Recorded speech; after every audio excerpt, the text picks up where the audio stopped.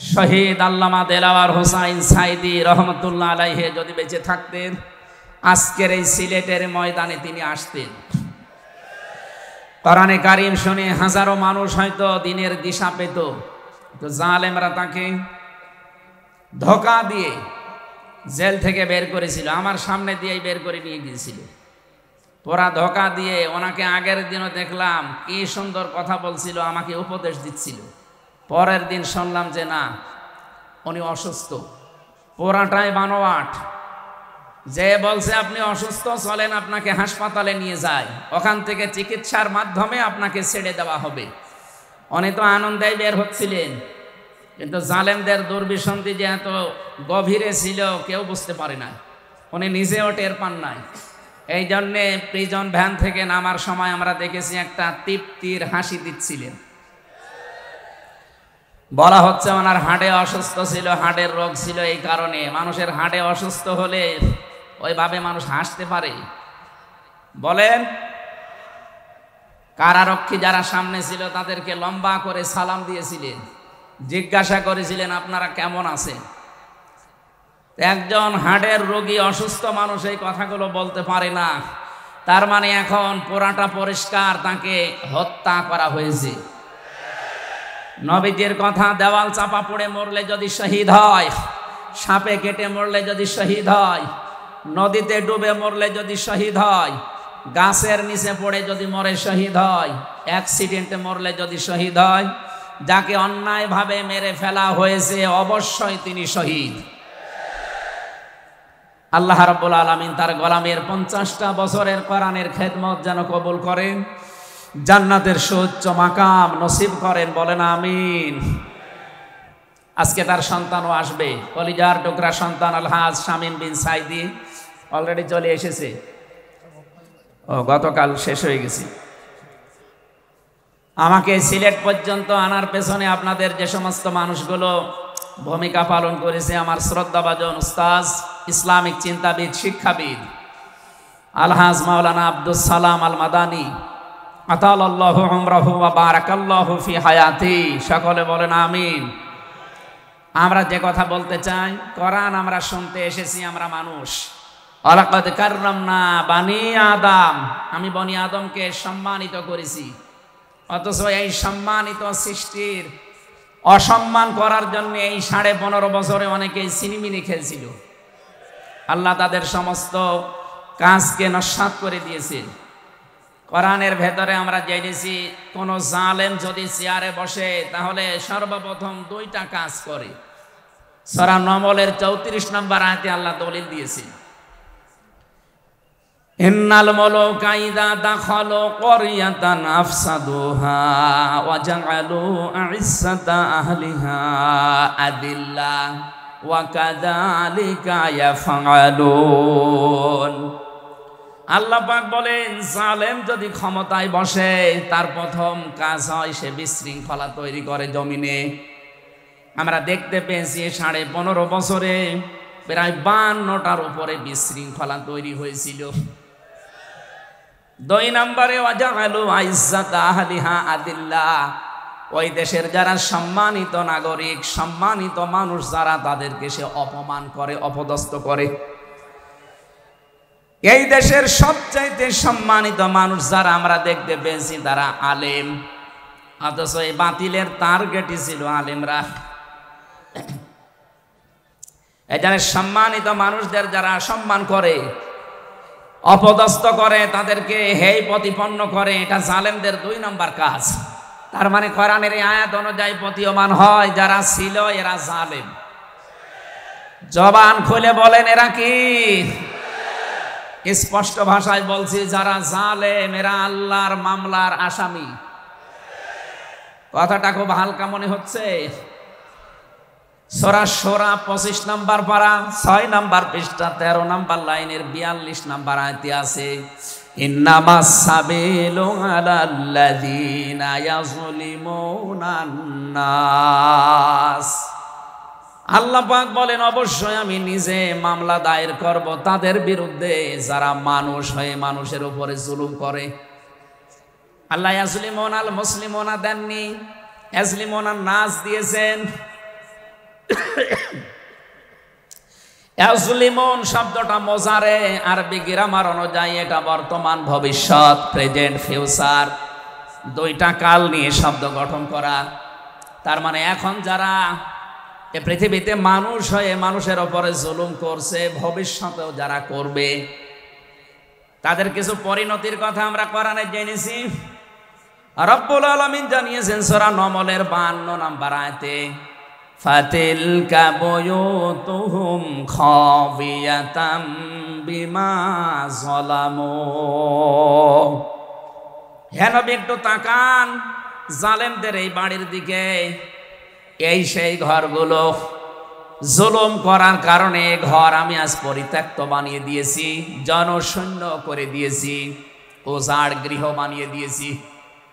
সিলেটবাসী আয়াতটা যে কত বাস্তব, যদিও এটা লূত নবী আলাইহিস সালামের উম্মতদেরকে ইশারা দিয়ে আল্লাহ নাজিল করেছিলেন। তা আমার আয়াতটা পড়ার পর, ব্যাখ্যা বিশ্লেষণ দেখার পরে মনে হচ্ছে 2024 সালের 5 আগস্টের বিকাল বেলা আল্লাহ আবার নাজিল করেছেন। আল্লাহ যেন তার কুদরতি আঙ্গুল দিয়ে দেখাচ্ছেন এই সেই ঘরগুলো খাবিয়াতান আমি জনশূন্য করে দিয়েছি, পরিত্যক্ত বানিয়ে দিয়েছি, বিমা যালামু জালেমদের জুলুমের কারণে। এর বাস্তব প্রমাণ আমি কুষ্টিয়ায় হানিফ সাহেবের বাড়িটা দেখতে পেয়েছি। বিকাল 5টা বাজতে বাজতে মানুষ বাড়ি না ইট পর্যন্ত রাখে নাই, পায়খানার প্যান পর্যন্ত খুলে নিয়ে চলে গেছে। এতটুকু আল্লাহ শেষ করেননি, এর পরের শব্দ আমাদের জন্য। আল্লাহ তাআলা জানিয়েছেন বিমা যালামু জালেমদের জুলুমের কারণে ওই জায়গা পর্যন্ত আল্লাহ অভিশপ্ত বানিয়ে দেয়। বাংলাদেশের 630টা থানা কম বেশি প্রায় জায়গায় আমার যাওয়া হয়ে গেছে। আমি দেখতে পেয়েছি জালেমদের কোনো চিহ্ন অন্তত এ দেশে আর নেই। ফাকতিয়া দাবিরুল কওমিল্লাযিনা যালামু, আল্লাহ বলেন জালেমদের শিকড় কাটা হয়ে গেছে। কতিয়া এটা মজহুল, এর ফাইল বা কর্তা জানা নেই। আল্লাহ বলেন জালেমদের শিকড় কাটা হয়ে গেছে, কে কেটেছে জানা নেই। সারা দেশে জালেমদের বাড়ি ঘরগুলোর দিকে এখন একটু তাকান। আমি তো যেই কয়টার দিকে তাকালাম দেখি মানুষ 8-9 জন 10 জন করে যায়, কেউ এদিকে কেউ এদিকে কেউ এদিকে, সব মনে হচ্ছে জামাতবদ্ধ টয়লেট চলছে। আল্লাহ জালেমদের বাড়ি পর্যন্ত অভিশপ্ত এমনি করে নাই, আমাদেরকে শিক্ষা দিতে চেয়েছেন এটা। এদের এত বড় শিকড় যদি সমূলে আমি উপড়িয়ে ফেলতে পারি, ইন্না ফি যালিকা লাআয়াতাল লিকাউমিন ইয়ালামুন। এখানে লামে তাকিদ আছে, এখানে কত আলেম বসে আছে, শব্দ শুরুই করেছেন আল্লাহ ইন্না দিয়ে, মাঝখানে লামে তাকিদ দিয়েছেন। আল্লাহ পাক বলেন অবশ্যই এর ভেতরে শিক্ষা আছে কাদের জন্য, যারা জ্ঞানী সম্প্রদায়।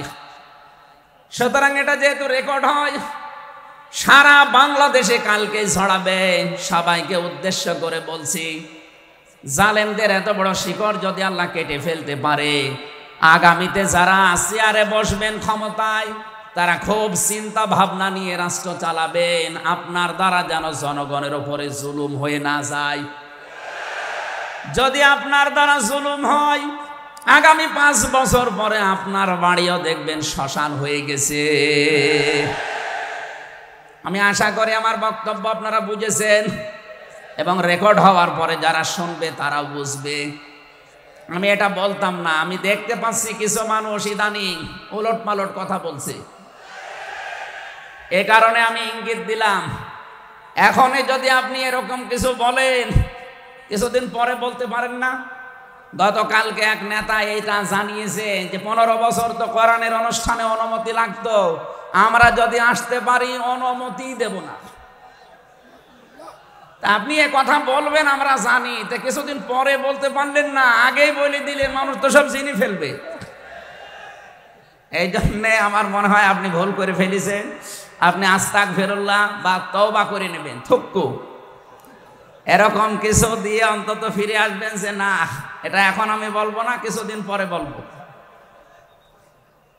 মানুষকে আল্লাহ সম্মান দিয়েছেন, সেই মানুষের উপরে যারা জুলুম করে তারা আল্লাহর কেসের আসামি। পুলিশের কাছে বাধা দেন, পুলিশ বাদী মামলা হবে। আর যারা মানুষ হয়ে মানুষের উপরে জুলুম করে তারা আল্লাহ বাদী মামলার আসামি। আল্লাহ কিন্তু ইয়াসলিমুন আল মুসলিমুনা দেননি, যে মুসলমানদের উপরে যারা জুলুম করে ইয়াসলিমুনা নাস দিয়েছেন। বলেন তো হিন্দু কি মানুষ না? আরো আসতে বলেন। এই যে বাইরের দেশের যে সমস্ত আন্তর্জাতিক রিপোর্টগুলো আছে, ভয়েস অফ আমেরিকা এবং মাইক্রোসফট, সব খ্রিস্টানরা ইহুদিরা এরা চালায়। এরা রিপোর্ট দিচ্ছে সারা বিশ্বের 257টা দেশের ভেতরে সবচাইতে নিরাপদে সাম্প্রদায়িক সম্প্রীতি নিয়ে বাস করছে বাংলাদেশের মানুষ। অথচ এই 54 বছর মিথ্যাচার করে বিশ্বের মোড়লদের কাছে আমাদেরকে অনেকেই কালার করার চেষ্টা করেছে। তারা এতদিন মানুষকে শুনিয়েছে বাংলাদেশে সংখ্যালঘু নির্যাতন হয়, এটা দাহা মিথ্যা কথা। যারা এটা ছড়িয়েছেন সারা বিশ্ব তাদেরকে এখন ধিক্কার দিচ্ছে, ঘৃণা জানাচ্ছে। তারা বলছে এই বাংলাদেশ নিয়ে যারা মিথ্যাচার করছে ওদের জন্মটাই মিথ্যার উপরে। আপনি মাইক্রোসফট দেখেন, তারা রিপোর্ট দিয়েছে সারা বিশ্বের সবচাইতে বেশি মিথ্যা তথ্য ছড়ানো হয় ভারতে। আমি নাম নিতে চাইছিলাম না, বেরিয়ে গেছে। ওদের নাম আমার নিতে মনে বলে না। আমি ঘৃণা করি ওদের উগ্রপন্থী কিছু মানুষকে। হিন্দু ভাইরা আমাদের শত্রু না, কিছু উগ্র আছে যারা জঙ্গি, ওরা এই নামটা মুসলমানদেরকে দিয়েছে। অথচ সবচাইতে বড় জঙ্গি এই উগ্র হিন্দুরা। এদের কারণে আজ হিন্দু সমাজেরও বদনাম হয়ে যাচ্ছে। পরিষ্কার কথা শোনেন বাংলার মানুষেরা, একটা মুসলমানকে যদি আঘাত করেন একটা গুনাহ হবে, কোন অমুসলিমের গায়ে হিন্দুর গায়ে যদি আঘাত করেন ডবল গুনাহ হবে। একটা জুলুমের গুনাহ আর একটা আমানতের খেয়ানত করার গুনাহ। তারা আমাদের কাছে আমানত না, কথা বলেন না কেন? অথচ 15.5 বছর আমরা আমানতের অনেক খেয়ানত করে ফেলেছি। আগামীতে এই খেয়ানত হবে না ইনশাআল্লাহ। বিশ্ব ইসলামী আন্দোলনের সর্বজন শ্রদ্ধাভাজন নেতৃত্বে যিনি আছেন, আপনাদের সিলেট বিভাগের কৃতি সন্তান, উনি অলরেডি জানিয়ে দিয়েছেন এদেশে যদি ইসলাম আসে সবচাইতে বেশি নিরাপদে থাকবে অমুসলিমরা। এই জন্য গাইবান্ধায় দেখলাম একটা অনুষ্ঠানে, তার আগে একজন হিন্দু পুরোহিত ঠাকুর বক্তব্য দিচ্ছিল যে এই দেশে আগস্টের 5 তারিখের পর থেকে সবচাইতে বেশি নিরাপদে আছি আমরা অন্য ধর্মের লোকেরা। আমরা একথা বিশ্বাস করি, যদি দেশে ইসলাম আসে সবচাইতে বেশি নিরাপদে থাকতে পারবো আমরা। এই জন্য তারাও মনে প্রাণে ইসলাম এদেশে কায়েম হোক এটা চাচ্ছে। বলেন আলহামদুলিল্লাহ। এই জন্য হিন্দুরা আমাদের শত্রু না। আল্লাহ বলেন যারা মানুষ হয়ে মানুষের উপরে জুলুম করে, অত্যাচার করে, এরা আমি আল্লাহর মামলার আসামি। যারা বিশ্বজিৎকে হত্যা করেছেন তিনি আমার সাথে জেলখানায় 3 বছর ছিল, সে ফাঁসির মামলার আসামি। এখন 30 বছর তারা জেল খাটা লাগবে, যাবজ্জীবন জেল হয়ে গেছে। শাওন ছেলেটার নাম, বাড়ি খুলনা, আমাকে মাঝে মাঝে এই তালিকা করার জন্য আসতো, আমাদের রাইটার ছিল। এসে আবার কাছে কান্নাকাটি করে বলতো, হামজা ভাই জীবনে যা ভুল করেছি। এই বিশ্বজিৎ ছেলেটা বারবার আমাকে বলছিল যে কিসের জামাত ইসলাম, কিসের শিবির, ভাই আমি তো মুসলমানই না। আপনার যদি বিশ্বাস না হয় তো আমি কাপড় চোপড় খুলি, তারপরও আমরা তারে মানি নাই। কপের পরে কপ দিয়ে জায়গায় শেষ করে দিয়েছি। এখন এই যে আমার মা বাবা আমার আর পরিচয় দেয় না, এমনকি আমার যাদের কথা মতো এই কাজ করেছিলাম তারাও আর কোনো খোঁজ খবর নেয় না। 30টা বছর এখন আমার জীবন থেকে নষ্ট হয়ে যাচ্ছে। উনি আমাকে জানিয়েছিলেন, এই জন্য আমি বললাম। উনি বলেছে আপনি বাইরে যদি যেতে পারেন জনগণকে সতর্ক করবেন, কেউ যেন কারো উস্কানিতে পা দিয়ে অন্তত জীবনটা নষ্ট করে ফেলে না ফেলে। এই জন্য এই মেসেজটা পৌঁছালাম। অনেকে উস্কানি কিন্তু দিচ্ছে। আগস্টের 5 তারিখের পর থেকে উস্কানি আরম্ভ হয়েছে বাংলাদেশকে বিশৃঙ্খল করার জন্য বিভিন্ন কায়দায়। একটাও হালে পানি নেয়নি। এখন আবার অন্য একটা নতুন ফর্মুলা আরম্ভ করেছে, এটাও হালে পানি নেবে না ইনশাআল্লাহ। সুতরাং যারা পালিয়ে গেছে তাদের উস্কানিতে পা দিয়ে যদি এই দেশে কেউ বিশৃঙ্খল পরিবেশ তৈরি করতে চান, একটু গোপালগঞ্জের দিকে আপনি মাঝে মাঝে তাকাবেন। পেছনে কিভাবে লাল করে দিয়েছে প্রশাসন দেখেননি? ওই সময় সন্তান গোপালগঞ্জ থেকে ঢাকায় আসলে, বসে আসলে 300 টাকা, দাঁড়িয়ে আসলে 1000 টাকা। কি অবস্থা করেছিল, এটা দেখেও আপনার শিক্ষা হয় না। এই জন্য আমি সতর্ক করছি, আগামী থেকে আমরা যেন কারো উস্কানিতে পা দিয়ে বিশৃঙ্খল পরিবেশ তৈরি করে দেশটা অন্তত 9 রাজ্যের স্বর্গরাজ্য আমরা তৈরি করে না ফেলি। আল্লাহ যেন আমাদেরকে তৌফিক দেন কথা মেনে নেওয়ার, বলেন আমিন। তাহলে যারা মানুষ হয়ে মানুষের উপরে জুলুম করেছে তারা মামলার আসামি কার? আরো জোরে বলেন কার? বৈষম্য বিরোধী ছাত্র আন্দোলনে যারা 9টা দফা দিয়েছিল, আমি কোরআনে কারিমের সাথে প্রায় 6টা দফা পেয়েছি। সূরা নাহালের 90 নম্বর আয়াতে 6টা আছে, আর বাকি জায়গা থেকে তারা আরো 3টা নিয়েছিল। তারা প্রথম যেটা নিয়েছে ওই ওয়ান জাস্টিস, আমরা ন্যায় বিচার কায়েম করতে চাই, এটা আল্লাহ 1500 বছর আগে জানিয়েছেন। সুবহানাল্লাহ বলতে পারেন নাই? আমরাও তো চাই এদেশে ন্যায় বিচার কায়েম হোক, কথা বলেন ঠিক কিনা? আর কোরআনে কারিম ছাড়া ন্যায় বিচার কায়েম করা সম্ভব না। আমান আমিলা বিহি ওজেরা আমান হাকামা বিহি আদালা, যদি কেউ আমল করে কোরআনের তাকে আল্লাহ পুরস্কার দেবে। কেউ যদি এই কোরআনে কারিম কায়েম করতে পারে তাহলে সে ন্যায় বিচার কায়েম করতে পারবে। সুতরাং এদেশে যারা শহীদ হয়ে গেলেন জীবন দিয়ে, তাদের যে উদ্দেশ্য, এই উদ্দেশ্য যেন সামনে সফল হয়, আমরা সবাই সেই চেষ্টায় থাকবো ইনশাআল্লাহ। সতর্ক করছি এ কারণে, 1628 জন মানুষ দায়িত্বে ছিলেন বাংলাদেশে, ডাইরেক্ট ইনডাইরেক্ট মিলে। এরা আমরা যতদূর দেখতে পেয়েছি, আমার জেল জীবনের 3টা বছর ফাঁসির কন্ডেম সেলের ভেতরে আমি দেখেছি বাস্তবতা। এই 1628 জন কম বেশি এরা জুলুমের সাথে জড়িত। কেউ সরাসরি জালেম, কেউ জালেমের দোসর। কথা বলেন, জালেমরা টার্গেট কার? আরো জোরে। এজন্য আপনারা আল্লাহর মামলার আসামি, বাদী যত বড় হয় মামলা তত কঠিন হয়। আমাদের মামলা, আলেমদের মামলার বাদী সব ছিল সরকার, এই জন্য আলেমদের কোনো জামিন নেই। আমার মামলা 30 বারের উপরে উঠেছে, সিএমএম কোর্ট, জজ কোর্ট, হাইকোর্ট মিলে। জামিন হবে না, কারণ আমার নামের আগে আলেম আছে। আমার নামের আগে যদি লয়দের কি গোয়া থাকতো, আমি 3 বছর না 3 দিনও আমার জেলে থাকা লাগতো না। আমাকে ধরার পরে তারা অফার দিয়েছিল, যা যা বলতে বলি এইগুলো শুধু বলবেন, কালকে আপনাকে আমরা ছেড়ে দেব না।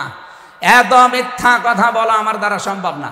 বলে তাহলে যান, এই যে দিয়ে দিল, ন্যায় বিচার কায়েম হচ্ছে দেশে, এই কথা তারা মানুষকে শোনাতো। পুরাটাই চলেছে 15.5 বছরে, পুরা অবিচার আর অন্যায়। এই জন্য যারা আল্লাহর মামলার আসামি, বিষয়টা কত বড় বিষয়। আল্লাহ নিজে মামলার বাদী, নিজে বিচারপতি, নিজে রায় দেবেন। এই জন্য জালেমদের একুলো শেষ, অকুলো শেষ। মানুষ হিসাবে আমরা মানুষকে সামনে সম্মান দিয়ে চলবো ইনশাআল্লাহ। দরুদ আর সালাম পড়ছি আমাদের নবী, মানবতার মহান শিক্ষক মুহাম্মদুর রাসূলুল্লাহ সাল্লাল্লাহু আলাইহি ওয়াসাল্লামের প্রতি। বিশ্ব নবীকে আল্লাহ পড়া কোরআন শরীফে, এই যে কোরআনের যে আয়াত পড়লাম আমরা, সূরা বাকারার 208 নম্বর আয়াত আমরা তেলাওয়াত করেছি। এ কোরআনে কারিম পড়তে হলে প্রতিটি অক্ষর, 29টা অক্ষর আমরা আছে জানি আরবি, প্রতিটি অক্ষর দিয়ে নবীজিকে আল্লাহ ডাক দিয়েছেন একটা সুন্দর এবং উত্তম নাম নিয়ে। বিশ্ব নবীকে আল্লাহ আলিফ দিয়ে জানিয়েছেন আহমদ, তিনি প্রশংসিত।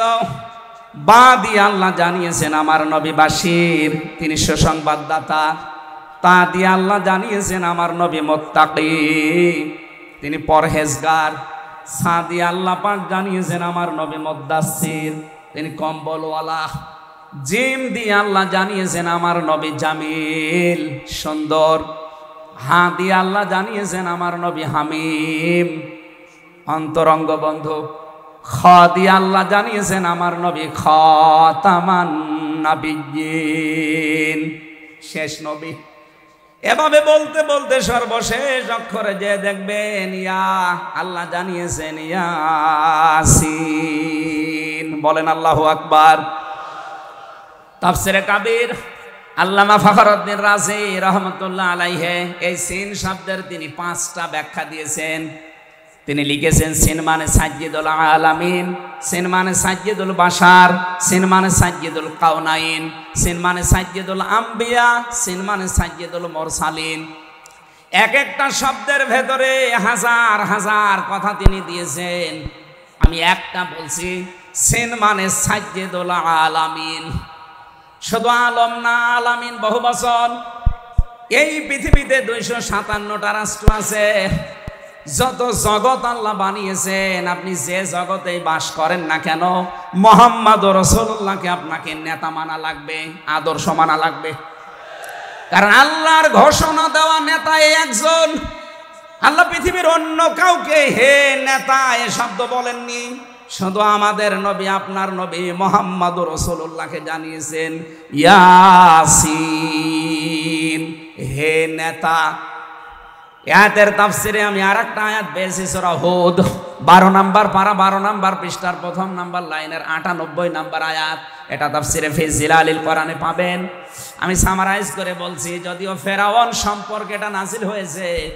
সাইয়্যিদ কুতুব রহমাতুল্লাহ আলাইহি তাফসির করতে গিয়ে তিনি লিখেছেন, যেই নেতা জাহান্নামে যাবে কিয়ামতে, ওই দলের নেতার যত অনুসারী আছে, যত মানুষ তাকে অনুসরণ করত, সব অনুসারীরা তার সাথে জাহান্নামে যাবে। এটা বাংলাদেশের সাথে খুব দরকার, এজন্য আমি সতর্ক করলাম। আপনার বিবেকের কাছে প্রশ্ন করে এটা নেতা নির্বাচন করবেন, এটা দুনিয়ার বিষয় হলে আমি বলতাম না, এটা আখিরাতের সাথে রিলেটেড।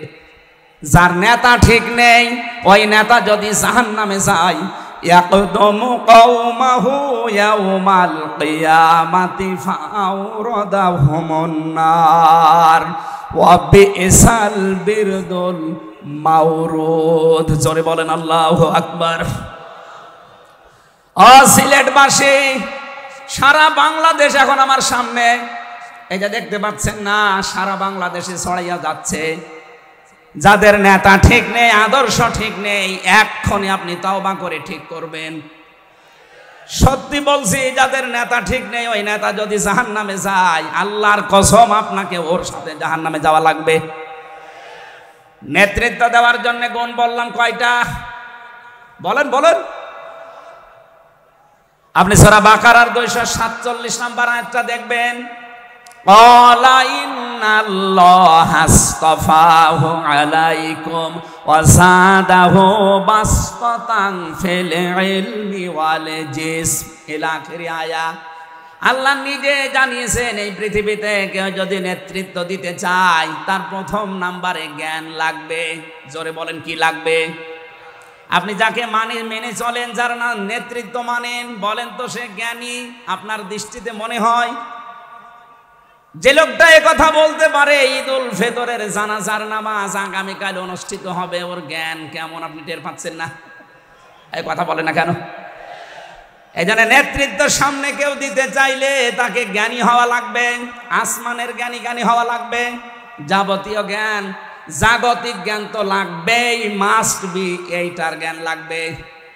কোনটার বলেন? 2 নম্বরে আমি পেয়েছি, নেতা হওয়ার জন্য লাগবে। কেউ যদি সীমা লঙ্ঘন করে, কথাবার্তার কাজে কামে, সে নেতৃত্ব দেওয়ার যোগ্যতা হারিয়ে ফেলে। এটা সূরা শুআরার 152 নম্বর আয়াতে পাবেন। বাংলাদেশে আমরা এই কয়েকদিন ধরে দেখতে পাচ্ছি ডক্টর মিজানুর রহমান আজহারি, উনি একটা ইঙ্গিত দিয়েছেন, আর কেউ কেউ তার কথাটা ধরে মাথার কল্লা পর্যন্ত 10 লাখ টাকা ঘোষণা দিয়ে দিয়েছে। আপনার এত টাকা যে একজন মানুষের মাথার দাম আপনি 10 লাখ ঘোষণা দিয়ে দিলেন, তাও আপনি একজন পীর। এটাকে পীর না শয়তান? দুদককে বলবো, যারা 10 লাখ টাকা মানুষের মাথা ঘোষণা দিতে পারে, তার টাকা আছে কত আপনারা খোঁজ নিন। এক কথা বলেন না কেন? এই পীরগুলোকে আমরা মানুষকে 50,000 5 লাখ 10 লাখ টাকার কম্বল বিতরণ করতে দেখি না এই শীতে। তারা মানুষের মাথা চায় 10 লাখের বিনিময়ে। কি হয়েছে? সে একটা অসংলগ্ন কথা বলেছে এই কারণে। আপনি 2 ঘন্টা কথা বলেন তো আমি আপনার 50টা ভুল ধরবো। আমরা 1.5 ঘন্টা 2 ঘন্টা কথা বলে একটা স্লিপ অফ টান হলে সেইটা নিয়ে এই যে কেরামান কাতিবিন উনি একটা কি বলতেছে বলে ফেলেছে। আরে ভাই আমাদের বয়সই কত? আমার বয়স এখন 33, মিজান ভাই আমার 5 বছরের বড় মাত্র। সব মিলে নাই তার 38-40 বছর হবে। এখনো তো নবুয়তের বয়সে আমরা পাইনি। কথা বলে না কেন? নবীকে আল্লাহ 40 বছরের আগে নবুয়ত দেয়নি। আমরা তো সে বয়সে এখন মানে পার হতে পারিনি। 2-1টা কথা এদিকে ওদিকে হলে আপনারা মাথা 10 লাখ টাকা। মাথা কি এত ফ্রি? বলেন। কেউ কেউ অলরেডি আবার বলেছে এরা ধর্ম ব্যবসায়ী। এই কথা যেই লোকটা জানিয়েছে মিজানুর রহমান আজহারীর নাম নিয়ে যে এটা ধর্ম ব্যবসায়ী, আপনার ঈমান চলে গেছে। কারণ মিজানুর রহমান আজহারীর নামের আগে একজন আলেম লেখা আছে, আল উলামা ওয়ারাসাতুল আম্বিয়া, আলেমরা নবীর ওয়ারিস। এই কথা বলেন না কেন? অনেক বড় দায়িত্ব তার মাথার উপরে। নবীজি জানিয়েছেন আনা খাবাল খাতামান নাবিয়্যিন আলা নাবিয়্যা বাদি, আমি শেষ নবী, আমার পরে কোনো নবী নেই। এ কথার ভেতরে একটা ইঙ্গিত আছে, নবী শেষ, তারপরে নবী নেই। অথচ আদম নবী থেকে শুরু করে হযরত ঈসা নবী পর্যন্ত আমরা দেখেছি এক নবী শেষ হওয়ার পরে আর এক নবীর উপরে এ দায়িত্ব এসে পড়তো। উম্মতের দায়িত্ব ভার নবীরা নিত, কিন্তু এখন তো নবী নেই। যেহেতু ওনার ঘোষণা আমার পরে আর কোনো নবী নেই, আমি শেষ নবী, এই হিসাবে নবীজি জানিয়েছেন আল উলামা ওয়ারাসাতুল আম্বিয়া, আমি থাকবো না কিন্তু আলেম থাকবে, এরাই আমার ওয়ারিস, এরাই আমার স্থলাভিষিক্ত। নবীর উপরে কথা বললে যেমন আমল আখলাক আল্লাহ নষ্ট করে দেয়, আলেমদের বিরুদ্ধে আলেমদের উপরে কারো যদি কথা যায় তার পেছনের আল্লাহ সব নষ্ট করে দেবে। অহম লা ইয়াশউরুন, কখন যে নষ্ট হয়ে যাবে আপনি টেরও পাবেন না। এই জন্যে সীমা লঙ্ঘন করা যাবে না, কথা এবং আচরণে আপনারা সাবধান থাকবেন। যারা এই সীমা লঙ্ঘনগুলো করছেন কাদের ইঙ্গিতে করছেন আমরা কিন্তু জানি। মাঝে মাঝে দাদারা এসে আপনাদের কান পড়া দিয়ে যায় আর আপনারা তখন উল্টা পাল্টা কথা বলতে থাকেন। কেউ না জানলে দেশের আলেমরা কিন্তু আগেই টের পায়, কারণ এরা তাহাজ্জুদের নামাজের সেজদায় আমার আল্লাহর সাথে কথা বলে। কথা বলেন না কেন?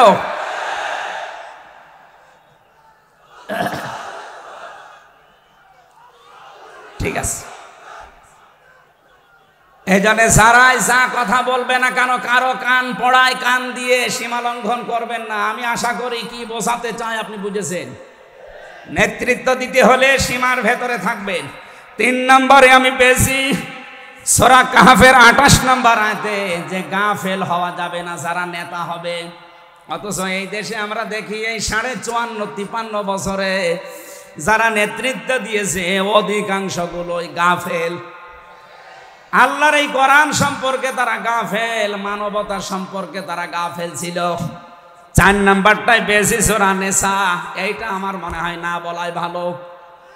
না, এইটা বললে সমস্যা আছে। আমি শুধু আয়াত বলে দিচ্ছি, বাড়ি যে মিলান আমি বাংলাও বলবো না। সূরা নিসা 5 নাম্বার পারার 2 নাম্বার পৃষ্ঠার 11 নাম্বার লাইনের 34 নাম্বার আয়াত। আল্লাহ রাব্বুল আলামিন, বাংলা বলবো, আর রিজালু কাওয়ামুনা আলান নিসা, নেতা হবে পুরুষ, মহিলা নেতা হতে পারবে না। এটা একটু আস্তে বলেন, আমার ভয় করে। এই জন্য আমরা সামনে যারা নেতা হবে তারা যেন পুরুষ হয়। কথা বলেন ঠিক কিনা? নবীজি জানিয়েছেন লা ইউফলিহা কওমুন, ওই জাতি কখনো সফল হতে পারে না যে জাতির নেতৃত্বে কোনো মহিলা বসে আছে। আমার এই হাদিসটা 100% বিশ্বাস হয়, আপনাদের না 98 ভাগ? এই হাদিস 100% বিশ্বাস করেন কারা? দেখি লিল্লাহে তাকবীর। দেখেন তো হাত তোলেনি কে? আলহামদুলিল্লাহ। ঠিক আছে, বসেন বসেন বসেন, তাফসীর মাহফিলে বসেন।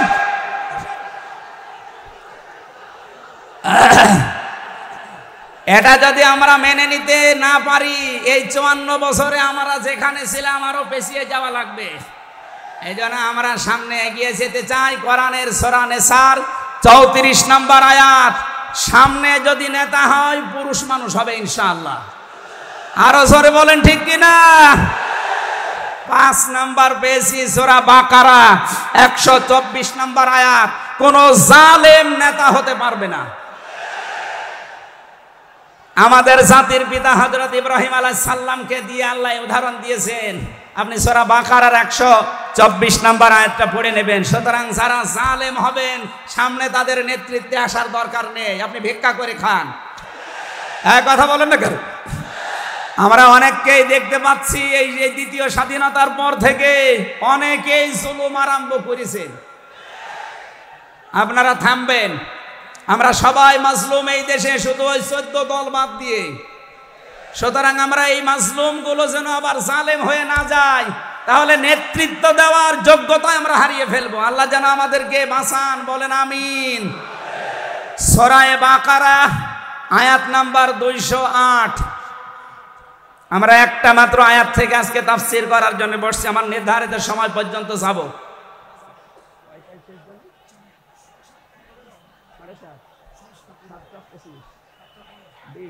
ঠিক আছে, জবান খুলে দিয়ে আগে পড়ে না, আউযু বিল্লাহি মিনাশ শাইতানির রাজিম, বিসমিল্লাহির রহমানির রহিম, ইয়া আইয়ুহাল্লাযীনা আমানু দুখুলু ফিস সিলমি কাফা। এ পর্যন্ত থাক। যেহেতু ডক্টর মিজানুর রহমান আজহারি আর 20-25 মিনিট পরে চলে আসবে, এই জন্য আমরা এ পর্যন্ত থাক। 3 ভাগের 1 ভাগ আমরা পড়লাম। সূরা বাকারা আল্লাহ তাআলা ডাক দিয়েছেন ইমানদারকে। কাকে বলেন তো? আমরা ইমানদার না বেঈমান? ঈমান আনার আগে একটা কাজ করা লাগে। আল্লাহর ঘোষণা, ফামাই ইয়াকফুর বিত-তাগুত ওয়া ইউমিন বিল্লাহ। কেউ যদি ঈমান আনতে চায় তার প্রথম কাজ হবে সে যেন তাগুত ছেড়ে দেয়। এদিকে কি মানুষের চাপে, মানুষের চাপে এগুলো হচ্ছে নাকি? আপনারা একটু ধৈর্য ধরেন। আসলে এনাদের তো আর জায়গা নেই, আর কোথায় পাবে জায়গা? এখানে শুনলাম আসার আগে 8 থেকে 10 লাখ মানুষের ওনারা ব্যবস্থা করেছে। এরপরও বাইরে যে অবস্থা দেখলাম, কমপক্ষে 15 থেকে 16 লাখ মানুষ আজকে এই সিলেটের ময়দানে এসেছে কোরআন শোনার জন্য। আলহামদুলিল্লাহ। সম্মানিত ভাইরা, আমরা যেটা বলতে চাচ্ছি, ঈমান আনার আগে আল্লাহর নির্দেশ যে তাগুত ছেড়ে দাও, তাহলে ফাকাদ ইসতামসাকা বিল উরওয়াতিল ওয়াসকা, এমন একটা মজবুত রশি ধারণ করতে পারবা, লাং ফিসামা লাহা, যা ছিঁড়ে যাবে না। এ বাংলাদেশ সহ বিশ্বে আমরা যারা ঈমানের দাবি করি, অনেকে তাগুত ছেড়ে না দিয়ে ঈমান এনেছি। এজন্য বিপদ আসলে ঈমান আর টেকে না। পক্ষান্তরে যারা তাগুত ছেড়ে দিয়ে ঈমানের দাবি করতে পেরেছে, এই মানুষগুলোর ঈমানের যত পরীক্ষা হয় তাদের ঈমান তত মজবুত হয়। শহীদ আল্লামা দেলাওয়ার হোসেন সাঈদী তার 1 নম্বরে প্রমাণ। কথা বলেন না কেন? 13টা বছর জীবনে একটা ঘরে কাটিয়েছে, তারপরও তিনি মাথা নত করেন নাই। কারণ তাগুত ছেড়ে দিয়ে ঈমান এনেছিলেন। তাগুত ছেড়ে না দিয়ে যদি ঈমান আনতেন তিনি টিকে থাকতে পারতেন না। আমি বহু মানুষ জেলে দেখেছি, বহু আলেমকে দেখেছি, তারা টিকে থাকতে পারে না, আল্লাহকে পর্যন্ত দোষারোপ করে। ডক্টর শফিকুল ইসলাম মাসুদ দেলাওয়ার হোসেন শিবিরের সাবেক সভাপতি, নাম নিয়ে বলছি এই কারণে, এই মানুষগুলো ঈমান এনেছিল তাগুত ছেড়ে দিয়ে। দেলাওয়ার ভাইকে তার গরম করে লজ্জাস্থানে ঢুকিয়েছে, পুরুষাঙ্গ নষ্ট করে দিয়েছে। 57 দিন লোকটা রিমান্ডে ছিল, তারপরও টলাতে পারে না জালেমরা। কিন্তু যারা ঈমান এনেছে তাগুতের সাথে মিল মহব্বত রেখে, আপনি তাকান আগস্টের 5 তারিখের পরে তারা অনেকেই বেঈমান হয়ে গেছে। জাতীয় মসজিদের সাবেক ইমাম, কথা বলে না কেন, 5 তারিখের পরে পালিয়েছে, পৃথিবীর ইতিহাস পাল্টিয়ে দিয়েছে। জাতীয় মসজিদের ইমাম পালিয়ে যায়, এটা একটা লজ্জা না? এমপিরা নাই পালিয়ে গেল, আপনি কেন পালাবেন? কিছুদিন পরে জোর করে এসেছিল ইমামতি আবার করব, জনগণ জুতা দিয়ে পিটিয়েছে। পরের দিন স্ট্যাটাস দিয়েছে, জনগণ জুতা দিয়ে পিটিয়েছে, তাই কি আমার গায়ে লাগেনি। মানুষ কত নিচে নামতে পারে। তার বাবা তো একজন ভালো মানুষ ছিল, একজন আলেম ছিল, কি এসেছে আল্লাহ জানে। একটা জালেমাকে সে নাম দিয়েছে কওমি জননী। এই নামটা যেই দিন দেয় সেদিন জেলখানায় ওনার নামে বদদোয়া হয়েছে। মাওলানা মামুনুল হক সহ যত আলেম ছিল আমরা এক জায়গায়, ওনারা বলছিল যে করল কি হেফাজত ইসলামের 13 সালে এতগুলো মানুষ হত্যাকারী যার হাতে রক্ত লেগে আছে, আর সেই লোকটাকে নাম দিয়ে দিল কওমি জননী। আমাদের মাথা কাটা গেল। এরকম হাজারো আলেম, হাজারো পীর, হাজারো মুসলমানের দেশে ঈমান রাখতে পারে নাই, কারণ তাগুতের সাথে সম্পর্ক রেখে ঈমানের দাবি করত। আল্লাহ বলেন ঈমান আনতে হলে আগে তাগুত ছেড়ে দাও, এরপরে ঈমানের দাবি করো। উদখুলু ফিস সিলমি কাফা, ঈমানদার যারা তারা প্রবেশ করো পুরোপুরি ভাবে ইসলামে।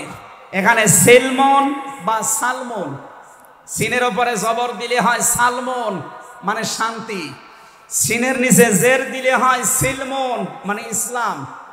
আল্লাহ রাব্বুল আলামিন ঈমানদারকে ডাক দিয়ে জানিয়েছে তোমরা প্রবেশ করো। যেহেতু সিলমনটা আছে এইজন্য ইসলাম নেওয়া লাগবে। আমি যতগুলো তাফসীর বিশ্ববিদ্যালয়ে থাকাকালীন মিলিয়েছিলাম এই সিলমন দিয়ে। আমি ভার্সিটিতে থাকাকালীন প্রায় 42টার উপরে এক জায়গায় মিলিয়েছি, যে দেখি সবাই কি বলে। প্রত্যেক মুফাসসির এখানে শান্তি না, এখানে নিয়েছেন তারা ইসলাম অর্থে তোমরা পুরোপুরি ইসলামে প্রবেশ করো। এখন আমরা যদি প্রশ্ন করি পুরোপুরি ইসলামে প্রবেশ করার অর্থ কি, কোরআন শরীফ থেকে আমরা ব্যাখ্যা বিশ্লেষণ দিয়েছি যে 5টা বিষয় যখন দেখবেন আপনার ভেতরে আছে, তখন বুঝবেন আমি পুরোপুরি ইসলামে প্রবেশ করেছি। জোরে বলেন সুবহানাল্লাহ। আমি তাফসীর থেকে যে নোটগুলো নিয়ে এসেছি তার 1 নম্বরে আপনি যখন দেখবেন যে আপনি আত্মসমর্পণ করে ফেলেছেন, 2 নম্বরে আপনার ভেতরে ইখলাস তৈরি হয়েছে, 3 নম্বরে আপনার বিশুদ্ধ আকীদা তৈরি হয়ে গেছে, 4 নম্বরে আপনার চরিত্র উন্নত হয়েছে, 5 নম্বরে আপনার লেনদেনের স্বচ্ছতা এসেছে। এই 5টা কাজ যখন আপনি দেখবেন তখন মনে করবেন যে আমি ইসলামে পরিপূর্ণ প্রবেশ করেছি। এখন বলেন তো আপনার কি 5টা কাজ পরিপূর্ণ হচ্ছে? আত্মসমর্পণ 1 নম্বরে আপনাকে করা লাগবে আমার আল্লাহর সামনে। কার সামনে? এটা দেখিয়েছেন আমাদের জাতির পিতা হযরত ইব্রাহিম। ইয ক্বালা লাহু রাব্বুহু আসলিম ক্বালা আসলামতু লিরাব্বিল আলামিন। সূরা বাকারা 1 নাম্বার পারা 19 নাম্বার পৃষ্ঠা 7 নাম্বার লাইনের 131 নাম্বার আয়াতে আছে। এটা ইবনে কাসিরে পাবেন।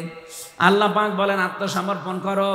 উনি গাছের মাথায় বসে কোড়াল দিয়ে কাঠ কাটছিলেন, ডাক দিয়ে বলে মাবুদ এখানে বসে আত্মসমর্পণ করব কি করে?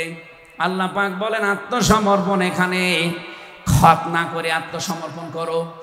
গাছের মাথায় তিনি কোড়াল দিয়ে খাতনা করে বললেন আমি মহাবিশ্বের প্রতিপালকের কাছে আত্মসমর্পণ করলাম, স্যালেন্ডার করলাম। এতটুকু তিনি শেষ করেননি, তিনি ডাক দিয়েছিলেন ইন্তেকালের আগে তার সন্তানদেরকে, ওয়াসাসা বিহা ইব্রাহিম বানিহি ওয়া ইয়াকুব ইয়া বানিয়া ইন্নাল্লাহা আসতাফা লাকুমুদ্দিন ফালা তামুতুন্না ইল্লা ওয়া আনতুম মুসলিমুন। হযরত ইব্রাহিম আলাইহিস সালাম এবং ইয়াকুব এই 2 জন নবী ইন্তেকালের আগে তার সন্তানকে ডাক দেন, হে আমার কলিজার টুকরার সন্তানেরা, ইন্নাল্লাহা আসতাফা অবশ্যই আল্লাহ তোমাদের জন্য মনোনীত করেছেন লাকুমুদ্দিন একটা দিনকে, ফালা তামুতুন্না ইল্লা ওয়া আনতুম মুসলিমুন, মৃত্যুবরণ করবা না যতক্ষণ মুসলমান হতে না পারো। এবার আসেন তো, ইব্রাহিম আমাদের জাতির পিতা, হযরত ইয়াকুব আলাইহিস সালাম তাদের সন্তানদেরকে ইন্তেকালের আগে নসিহত করলেন যে তোমাদের জন্য আল্লাহ একটা দিন মনোনীত করেছেন। কি মনোনীত করেছেন? দিন কি? এ রাতের পরে যেটা আসবে ওই দিন। বলেন বলেন। কবরে গুরুত্বপূর্ণ যে প্রশ্নগুলো তার ভেতরে এটা একটা, মা দীনুকা, দিন কি? এটা যদি আপনি ক্লিয়ার হতে না পারেন, কবরে যে প্রশ্নের জবাব দিতে পারবেন না। এজন্য এই বিষয়টা নিয়ে বিস্তারিত আমাদের জানা শোনা দরকার। দিন বলতে আল্লাহ নিজে আবার ব্যাখ্যা দিয়েছেন। দিন কি জানো? ইব্রাহিম নবী যেটা, ইয়াকুব নবী যেটা তার সন্তানদেরকে বারবার ওসিয়ত করছিল ইন্তেকালের আগে, আল্লাহ তোমাদের জন্য একটা দিনকে মনোনীত করেছেন। সেই দিন হচ্ছে ইসলাম। জোরে বলেন সুবহানাল্লাহ। ইন্নাদ-দীনা ইনদাল্লাহিল ইসলাম। অবশ্যই আমি আল্লাহর কাছে মনোনীত একটাই দিন আছে, তার নাম, আরো জোরে বলেন। এখন পৃথিবীতে প্রায় 4,500-এর উপরে ধর্ম আছে, দিন আছে। 4,500 ধর্মের কোন দিনের উপরে, ধর্মের উপরে আমার আল্লাহ রাজি নেই, খুশি নেই, তিনি পছন্দ করেন না। একটাই মাত্র দিনকে তিনি মনোনীত করেছেন, পছন্দ করেন, তার নাম ইসলাম। ওয়ামাই ইয়াবতাগি গায়রাল ইসলামি দীনান ফালা ইউকবালা মিন ওয়া হুয়া ফিল আখিরাতি মিনাল খাসিরিন। সূরা আলে ইমরান 3 নম্বর পারা 20 নম্বর পৃষ্ঠা 4 নম্বর লাইনের 85 নম্বর আয়াতে আছে, এ পৃথিবীতে কেউ যদি ইসলাম বাদ দিয়ে অন্য কোন নিয়ম নীতি, অন্য কোন দিন অনুসরণ করে, ফালা ইউকবালা মিন, জীবনে আর কোনো কিছু আল্লাহর দরবারে কবুল হচ্ছে না, হবে না। ইউকবালা এটা মুজারে, বর্তমান ভবিষ্যৎ, প্রেজেন্ট ফিউচার। এর আগে লান এসেছে, মজারের আগে লান আসলে আরবিতে বাংলা অর্থ দাঁড়ায় জীবনেও হবে না, পশ্চিম কালও সম্ভব না। আল্লাহ যদি গ্যারান্টি দিয়ে বলে ইসলাম বাদে অন্য কোন নিয়ম নীতি দিয়ে অন্য কোন ধর্ম পালন করলে আমি আল্লাহ রাজি হব না, কেউ রাজি করাতে পারবে? এতটুকু আল্লাহ শেষ করেননি, পরেরটা আরো কঠিন। অহুয়া ফিল আখিরাতি মিনাল খাসিরিন। আল্লাহ পাক বলেন ওই লোকটা সবচাইতে বড় ক্ষতিগ্রস্ত হবে আখিরাতে। বলেন নাউজুবিল্লাহ। সিলেটবাসী আমাদের জীবন এদিকে ওদিকে করে হয়তো কেটে যাবে, কিন্তু মরণের পর আমরা যদি ক্ষতিগ্রস্ত হয়ে যাই, এই আসল জীবনে যদি আমাদের নষ্ট হয়ে যায়, তাহলে আমরা এই ভুল পথে থেকে আমাদের জীবনটা নষ্ট করব কোন কারণে? যত নিয়ম নীতি আছে আজকে থেকে সব মাইনাস করবেন, সব বাদ দিয়ে দেবেন। ইসলাম বাদ দিয়ে কোন নিয়ম নীতি দিয়ে আল্লাহকে রাজি করানো যাবে? তাহলে ইসলাম বাদ দিয়ে বিয়ে শাদী হবে? বলেন বলেন। ইসলাম বাদ দিয়ে পরিবার নীতি হবে? ইসলাম বাদ দিয়ে রাজনীতি হবে? এটা হতে পারে। হ্যাঁ, কিছু মানুষ এখন কথাই আরম্ভ করেছে যে উঠলে আপনি রাজনীতির কথা বলেন। আরে ভাই, রাজনীতি যদি কোরআনে না থাকতো আমি ওই আয়াতটাই পড়তাম না। এর ভেতরে নামাজের কথা মাত্র 82 জায়গায় আছে। কয় জায়গায়? বলেন বলেন। রোজা রাখা ফরজ মাত্র 1 জায়গায় আছে। হজ করা ফরজ মাত্র 1 জায়গায় আছে। আর রাজনীতি কোরআন দিয়ে করা লাগবে এটা 903 জায়গায় আছে। সুবহানাল্লাহ বলতে পারেন না? কোরআন শরীফ আমি যতটুকু পড়েছি আমার এতটুকু আয়ত্ত হয়েছে। নামাজের চাইতে, হজের চাইতে, যাকাতের চাইতে সব চাইতে বেশি আলোচনা দিয়েছেন আল্লাহ রাজনৈতিক বিষয়ে। তো সেইটা যদি আমি বলতে না পারে আমি কি রামায়ণ থেকে, গীতা থেকে আপনাদের আলোচনা শোনাবো? এখানে সাফ কথা, দিন ইসলাম, ইসলাম বাদ দিয়ে অন্য কোনো নিয়ম নীতি মানা যাবে না। আমি সেদিন যশোরে এক কলেজের অধ্যাপককে, বিসিএস ক্যাডার উনি, ওনাকে বলেছিলাম আপনাকে জোর করি না স্যার, আপনি শুধু আমার ধর্মীয় গ্রন্থ এই কোরআনে কারিম একটু বুঝে বুঝে পড়েন। 3 মাস সময় দিলাম আপনাকে। 3 মাস পরে, যেহেতু জ্ঞানী মানুষ, 3 মাসের পরে দেখি মুসলমান হয়ে গেছে। এজন্য অন্য ধর্মের যারা আছেন রেকর্ড হচ্ছে, আপনাদেরকে আমরা জোর করব না, আমাদের ধর্মে জোর নেই। লা ইকরাহা ফিদ্দিন, আমাদের ধর্মে জোর আছে? জবরদস্তি নেই, জোর নেই। এই জন্যই তো 850 বছর এই এলাকা মুসলমানরা শাসন করেছে, একটাও মন্দির ভাঙে নাই। অথচ আমরা আমাদের প্রতিবেশী রাষ্ট্রে দেখতে পাচ্ছি এরা অনেকগুলো মসজিদ অলরেডি ভেঙে দিয়েছে, ধোয়া ধোয়া তুলে। ওরা বলছে 500 বছর আগে এখানে নাকি মন্দির ছিল। বিশ্বের মানুষেরা দেখি মাটির নিচে তেল পায়, গ্যাস পায়, আরে শয়তানরা শুধু মাটির নিচে মন্দির পায়। আপনাদের পূর্বপুরুষেরা আল্লাহর ঘর ভাঙতে এসে কাজ ফিম মাকুল হয়ে গেছে। আমরা দেখতে পাচ্ছি আগামীতে আল্লাহর ঘর মসজিদগুলো ভেঙে দেওয়ার কারণে আল্লাহ নিজে কিন্তু প্রতিশোধ নেবে, কাজ ফিম মাকুল আপনাদেরও বানিয়ে দেবে ইনশাআল্লাহ। এজন্য প্রতিবেশী হিসাবে সতর্ক করলাম, যদি ভালো লাগে মেনে নিন, ভালো না লাগলে নিজের পায়ে নিজে কোড়াল লাগান। আমার কথার অর্থ বোঝেননি? সুতরাং পৃথিবীতে দিন ইসলাম বাদ দিয়ে কোন ধর্ম সব মানুষের বানানো তৈরি করা। অন্য ধর্মের মানুষদেরকে আমরা চ্যালেঞ্জ করছি, আহ্বান জানাচ্ছি, আমাদের এইটা পড়েন, লা ইকরাহা ফিদ্দিন লা রাইবা ফি যালিকাল কিতাবু লা রাইবা ফি। কোনো সন্দেহ নেই, সন্দেহের অবকাশ পর্যন্ত নেই। এখানে আসেন, যদি মনটা আপনার ভালো থাকে, টনি বেলারের শালিকা লরেন বুথকে যেভাবে হেদায়েত দিয়েছে আপনাকেও দিতে পারবে ইনশাআল্লাহ। সেই আহ্বান রেখে, এখনো যেহেতু 4টা অর্থ ছিল, আপনি যে ইসলামে প্রবেশ করেছেন তার দ্বিতীয় অর্থ আপনি দেখবেন যে আপনার ভেতরে ইখলাস আছে কিনা। আপনি কি লোক দেখানো কাজ করেন না আল্লাহর জন্য করেন, এইটা দেখবেন। 3 নম্বরে আপনার আকীদা শুদ্ধ আছে কিনা। আজ এই দেশের একটা মাজলুম সংগঠনের উপরে একটা তহমত দেওয়া হয় যে এদের আকীদা ঠিক নেই। আপনার আকীদা কত ভালো, আমি নিচে নামলাম না। 4 নম্বরে উন্নত চরিত্রের অধিকারী হওয়া লাগবে, আর এটা নিতে হবে মুহাম্মদুর রাসূলুল্লাহর কাছ থেকে। 5 নম্বরে আমাদের লেনদেন স্বচ্ছ হওয়া লাগবে। আপনারা তাফসীর শুনতে এসেছেন, আমরা বিস্তারিত আর বলতে পারলাম না আজকে, কারণ আমার সময় শেষ হয়ে গেছে। আগামীতে কিছুক্ষণ পরে যেহেতু ডক্টর মিজানুর রহমান আজহারি ভাই আসবে, ওনার কাছে আমরা আরো গুরুত্বপূর্ণ কথা শুনবো ইনশাআল্লাহ। আজকের কথাগুলো আল্লাহ আমাদের জীবনে প্র্যাকটিক্যাল লাইফে আমল করার তৌফিক দিন, আমিন। বারাকাল্লাহু লানা ওয়া লাকুম ফিল কোরআনিল আযীম। আসসালামু আলাইকুম ওয়া রাহমাতুল্লাহ।